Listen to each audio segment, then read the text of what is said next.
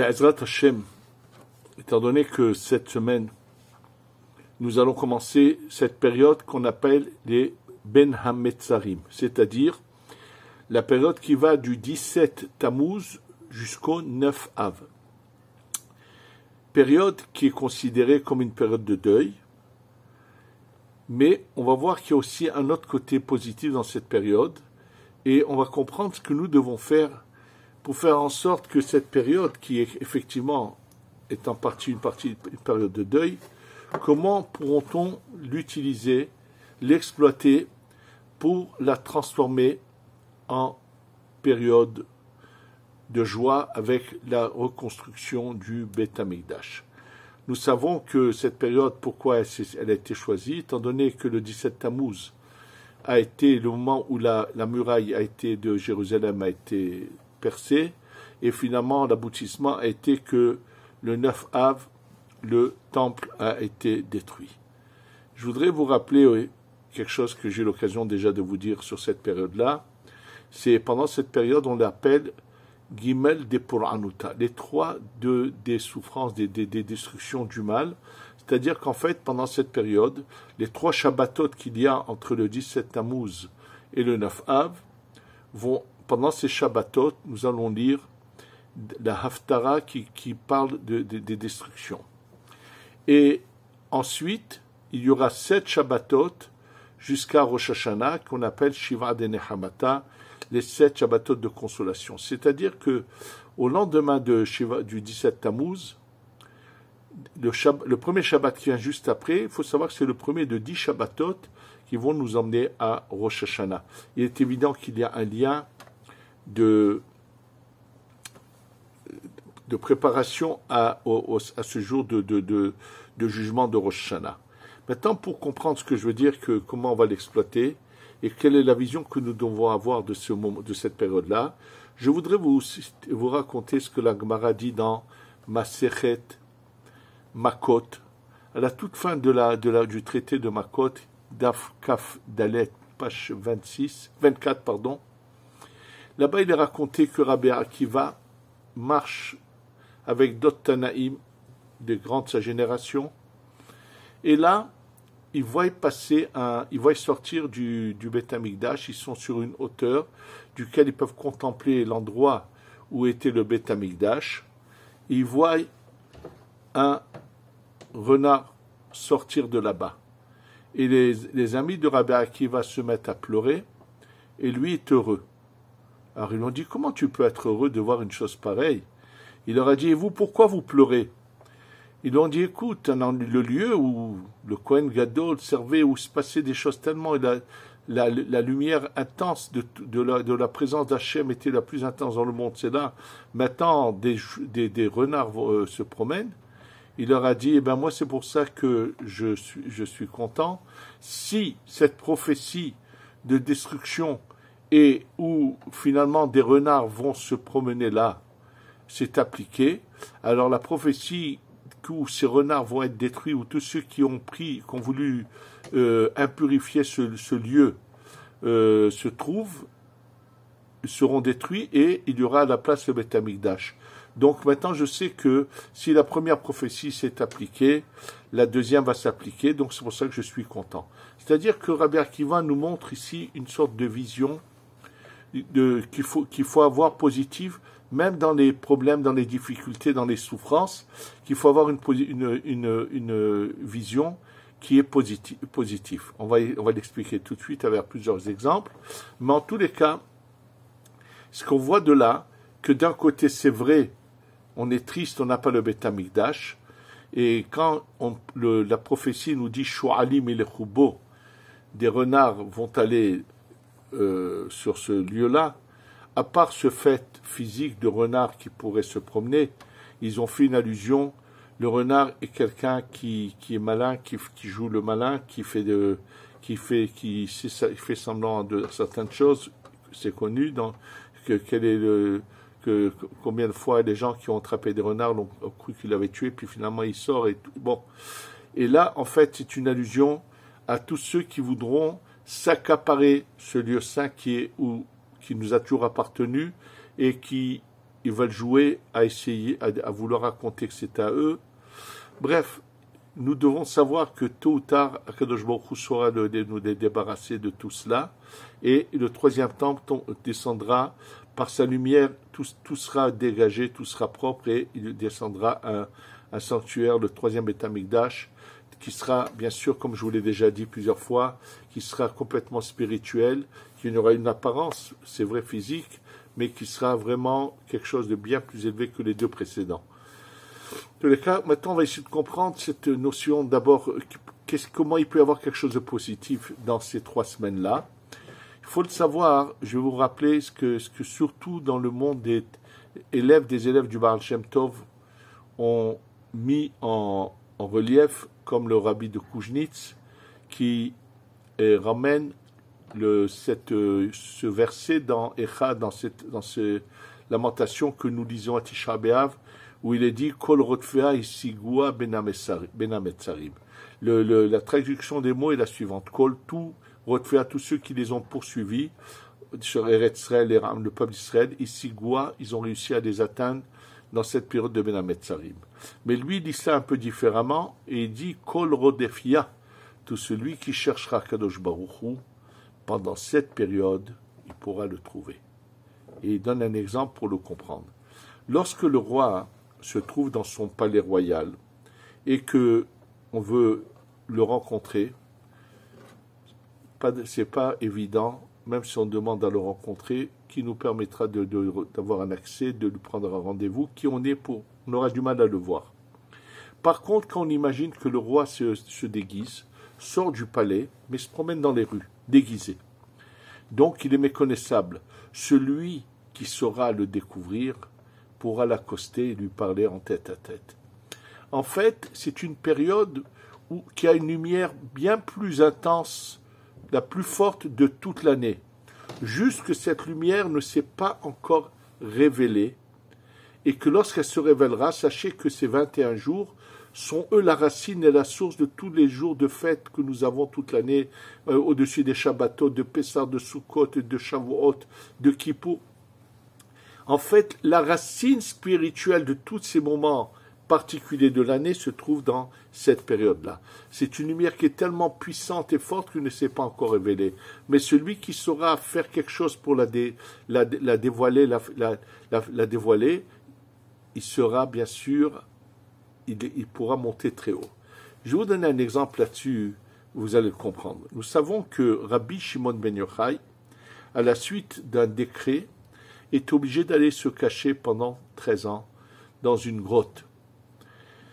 Et bien sûr, sachez que pendant cette période, Eliyahu Hanavi va venir étudier avec Rabbi Shimon ben Yochai et Rabbi Elazar Beno et son fils Rabbi Elazar. Et bien sûr, combien de merveilles de la Torah, tous les secrets de la Torah, il va les acquérir pendant cette période. C'est-à-dire que ce Rabbi Shimon ben Yochai, avant de rentrer dans la grotte et quand il en ressort, c'est passé quelque chose d'inimaginable. Les révélations, la grandeur, tout ce qu'il a pu monter. Mais il a fallu qu'il passe par cette souffrance pour atteindre tout cela. Et d'ailleurs, on le voit dans Masechet Shabbat, dans le traité de Shabbat, lorsque là-bas il est dit que lorsqu'il sort de la grotte, il y a Rabbi Pinhas ben Yair vient, s'occupe de lui et l'emmène dans des bains parce qu'il voit que sa peau a été fissurée de partout par le fait qu'ils étaient dans une grotte, dans de la terre comme ça pendant toutes ces années-là, jusqu'à que la peau est fissurée de partout. Donc il les prend pour lui et le fils de Rabbi Shimon Yochai, il les lève dans un bain mort où il va petit à petit essayer de soigner leur peau. Mais quand il voit ça, il se met à pleurer. Naturellement, une des larmes qui tombe de ses yeux brûle le corps de Rabbi Shimon. Et Rabbi Shimon le voit, il dit « Pourquoi tu pleures ?» Il dit « Je te vois comme ça, je ne veux pas pleurer. » Il lui dit « Au contraire, tu dois être heureux.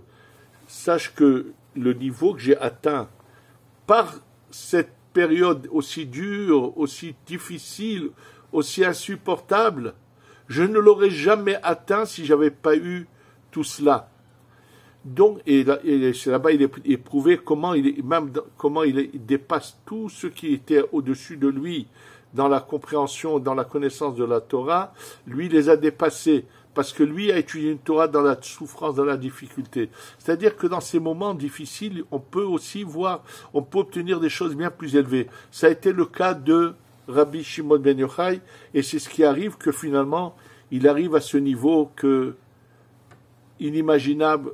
On sait qui est Rabbi Shimon ben Yochai, toutes ces révélations qu'il va ensuite nous transmettre, qu'il peut monter au ciel et redescendre, quelque chose vraiment, il peut arrêter tous les décrets, et lui peut sauver le monde entier de tous ses malheurs, tout ça par ces 13 années passées. Donc on voit déjà que des fois, c'est ça qui fait que la personne peut arriver à des niveaux bien plus hauts. Et je vais donner encore un exemple. Dans cet exemple que maintenant je vais vous citer, ce sera une occasion également de remettre quelque part les pendules à l'heure, et je vais expliquer de quoi je veux parler.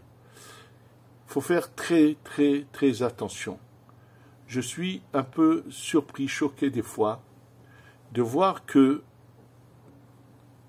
des personnes citent des textes de la Gemara, mais malheureusement, s'ils n'ont pas cherché en profondeur à savoir ce qui est vraiment dit derrière ces mots-là, on peut arriver à des déformations du message qui est transmis.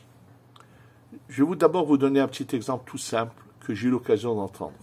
Il faut savoir que Adam Arishon, quand il était au Gan Eden, on ne peut pas parler de période. C'est vrai que c'est marqué qu'il est né le 6e jour, mais celui qui étudiera le Zohar verra que pendant cette période-là, qui est au-dessus du temps, de là où on lui transmet des secrets pour qu'il continue à approfondir les révélations d'Hachem, de Dieu.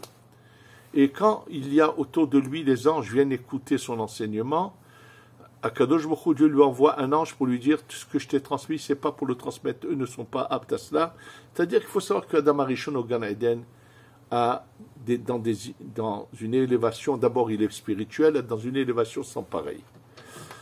Et c'est marqué dans un midrash que les anges lui grillaient de la viande et lui donnaient du vin à boire. Et un jour, bien sûr que je vais vous dire, ça veut tout à fait dire autre chose, mais un jour, quelqu'un qu'on avait honoré à parler un vendredi soir au moment de la prière de dire des paroles de Torah sur la paracha, n'a pas trouvé mieux que de dire que qu'est-ce que faisait Adam Arishon au Gan Eden. Il avait l'air de dire il est assis à déguster dans un restaurant, à manger de la viande et boire du vin. Quelle honte, quelle stupidité, quelle ignorance de penser un instant. Si on sait que Adam Arishon au Gan Eden est spirituel, comment peut-on prendre les paroles de la Gemara, du Midrash, et vouloir les expliquer textuellement que c'était ça ce qu'il passait son temps à faire? Quel est le message qu'on va transmettre? Que le Gan Eden, c'est d'être dans un restaurant à passer son temps à manger et à boire? Donc, ça devient plus que stupide, de l'ignorance. C'est grave de prendre des choses sans comprendre que les Chachamim ont caché des secrets dans leurs paroles.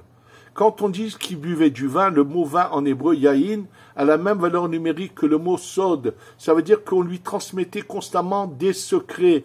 Oui, ils ont une manière de parler, les Chachamim ont une raison à cela. Pourquoi ils le disent comme ça? C'est comme quelqu'un qui se régale en buvant un bon vin. Adam Arishon,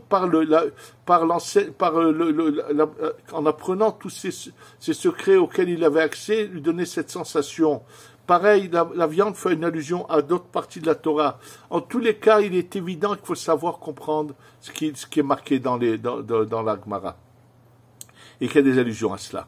Et là, je voudrais venir à l'exemple de celle qui a tué le général d'armée Sisra.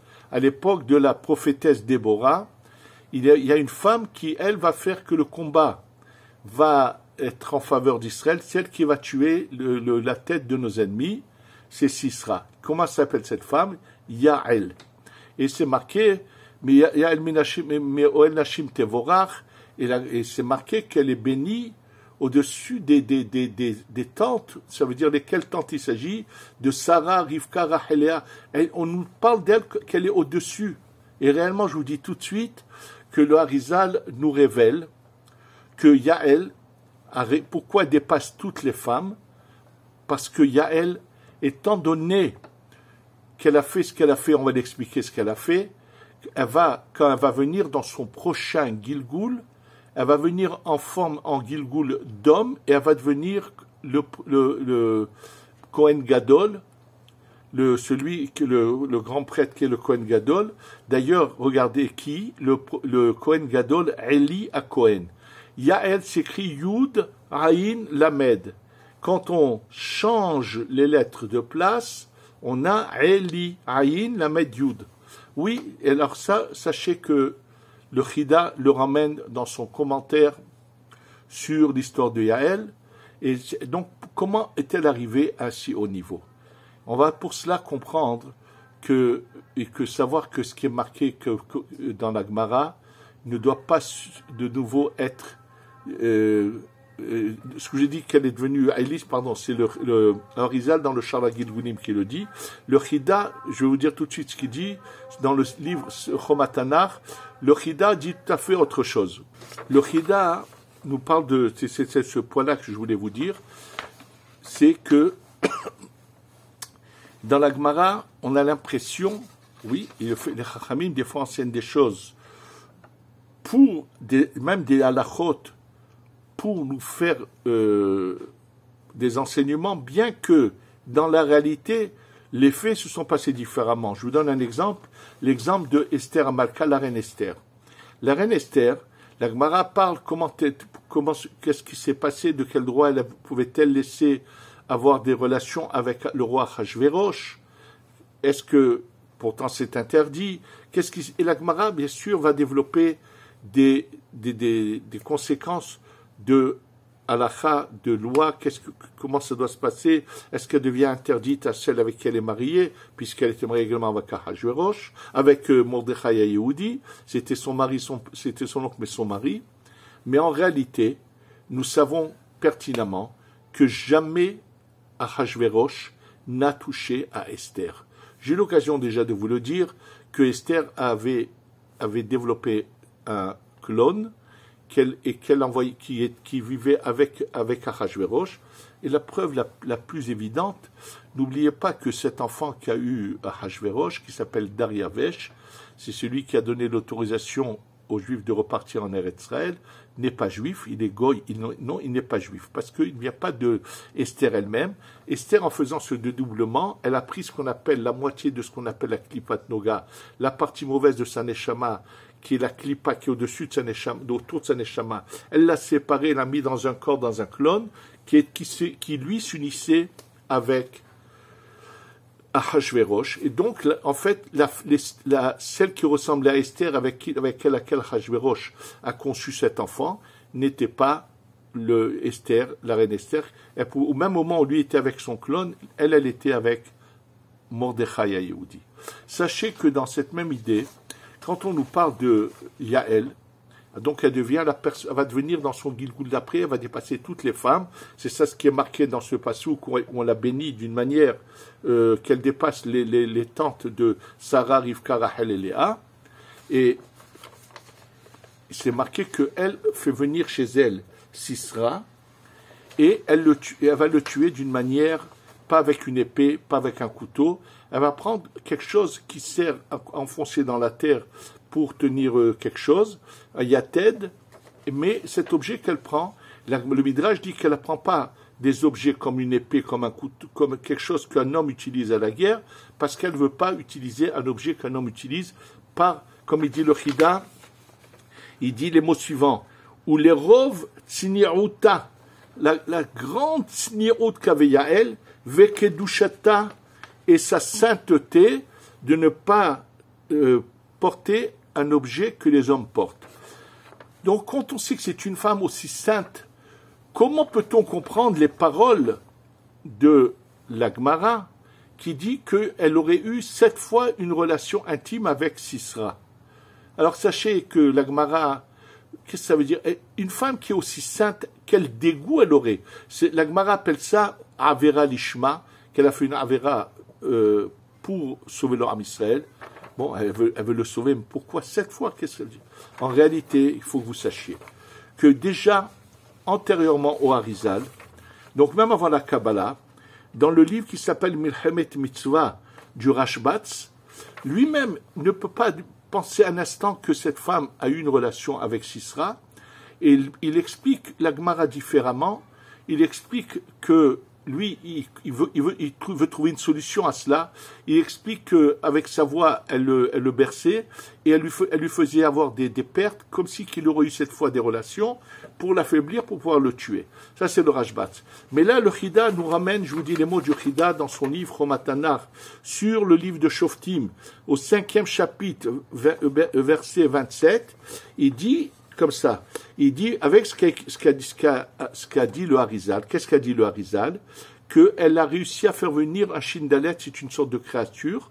Elle n'avait pas besoin de faire un clone, c'était quelque chose de différent. Elle avait une forme qui avait l'apparence d'elle, et qui était en fait ce qu'on appelle un Shindalet féminin, et qu'en fait, il n'a jamais touché Sisra à Yael, mais elle a fait tout ce qu'elle a fait pour sauver le Ham Israël. Elle a pris un risque d'être impurifiée, mais elle était prête, mais finalement, Hachem l'a aidée, il n'y a rien qui s'est passé, et donc, finalement, il l'a jamais touchée, et comme il dit, avec sa grandeur et sa pureté. Il a fallu qu'elle fasse un effort.